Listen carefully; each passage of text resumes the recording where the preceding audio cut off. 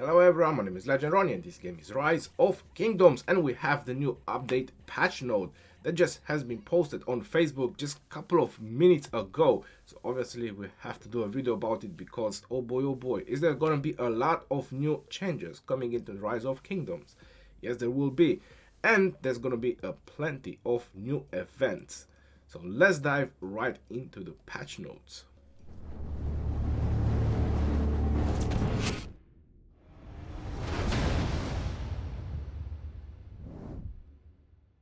First thing, what will they greet us with? Telling us the date and the time when it's actually going to be the update. I do have to say that lately they actually managed to keep up with that. We know in the past these things could have just changed, like having delays or the update was, being postponed for another day. Lately, this is not happening. So definitely it's going to be on that date on April the 7th. Now, this is definitely not an April's Fool joke, and I hope it's not. Because today is 1st of April, right? So you never know. But let's just hope it's not. So the new event, Iron's Ballads, will gradually open up to all kingdoms within 1 week after the update. Alright, so that sounds pretty awesome. What's the name of the update? It's exactly the same name as the event, Iron's Ballads. Now, one thing we can notice in this picture is that is definitely some epic equipment, and I do have to say that I haven't seen those kinds of images anywhere, meaning that this is definitely going to be some new equipment that is going to be introduced in this update.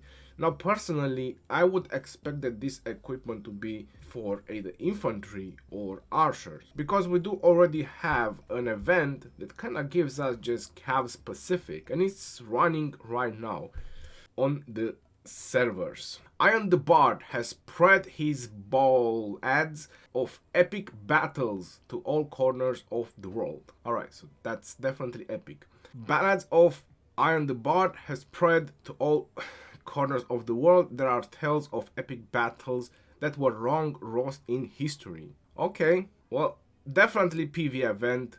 I mean, you're already noticing by the picture that we have over here.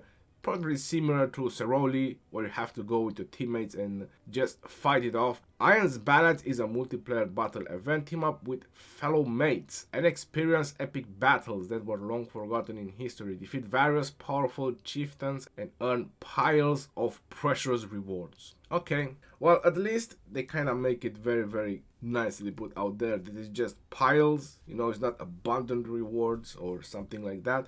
So you do get something, by defeating these bosses. Or at least you might get some coins to do that. New event. Another new event. Peerless Scholar will gradually open up to all kingdoms within 2 weeks after the update. Lyceum of Wisdom. I have no freaking idea what's that supposed to mean.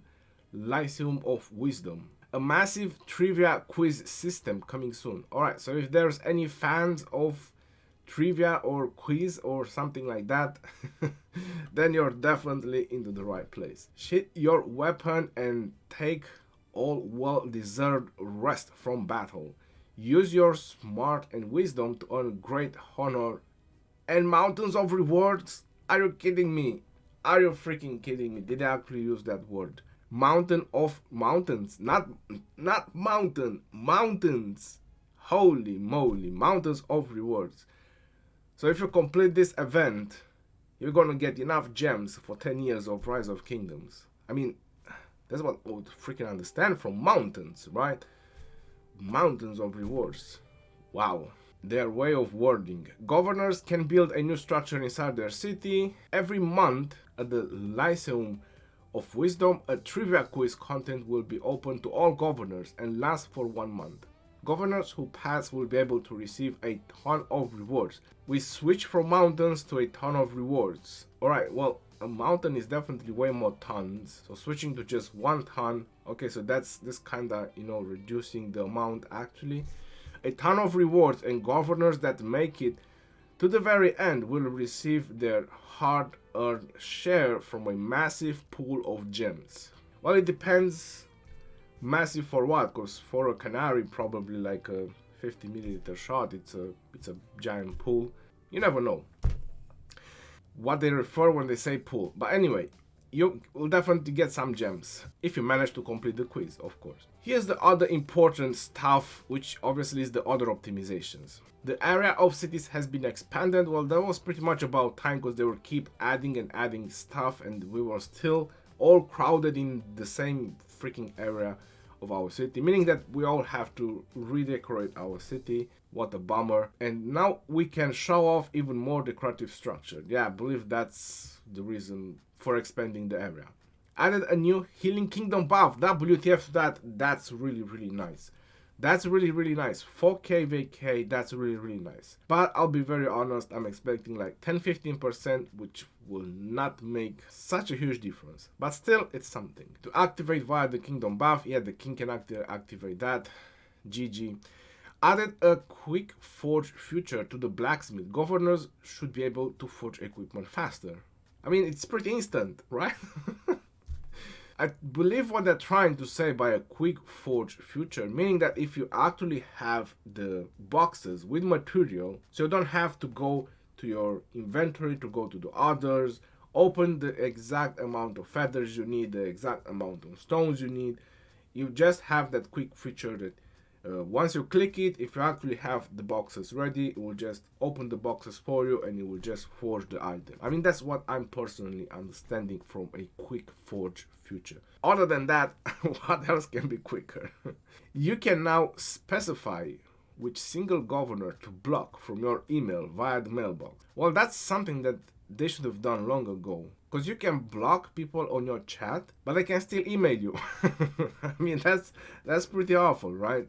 I mean, you block someone, you don't want to chat with it, but it can still email you. Alright, so I hope that's what they're trying to say with that 4.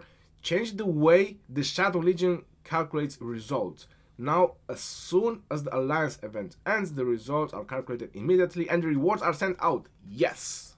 That's a very nice update. That's a very nice change, because honestly, I mean, we can all agree to that it was pretty annoying.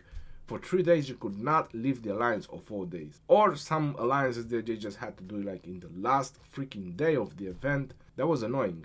However, during each event, governors can only receive rewards one time.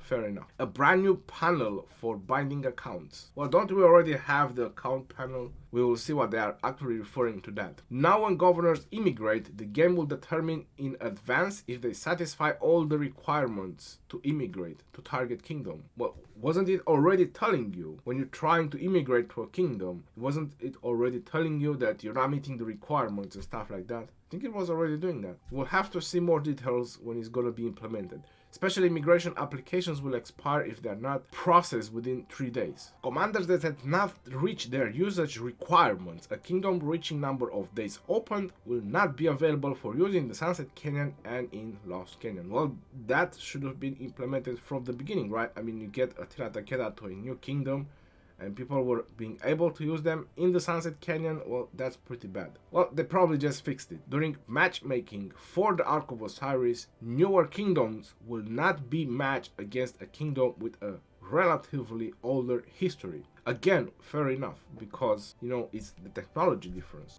from the Alliance. Adjusted mechanics on passes. Yes, you all have wanted this, and honestly, was freaking annoying. Was definitely freaking annoying. People just sending tier 1 troops and just taking down, just healing up the passes. We all know about that, so that was definitely something that was needed. Now, I hope that they are referring to that as well when they are mentioning adjusted mechanics on passes, meaning that you cannot keep healing the passes, or they probably change the skills of those commanders on the barbarians that are garrisoning the passes. And they are also added that governors can no longer teleport a city within a certain radius of a pass. Fair enough. Again, fair enough. So you can definitely connect to it with your flags, but you can no longer teleport cities. Yeah, so there you go. You can no longer lock yourself in your kingdom.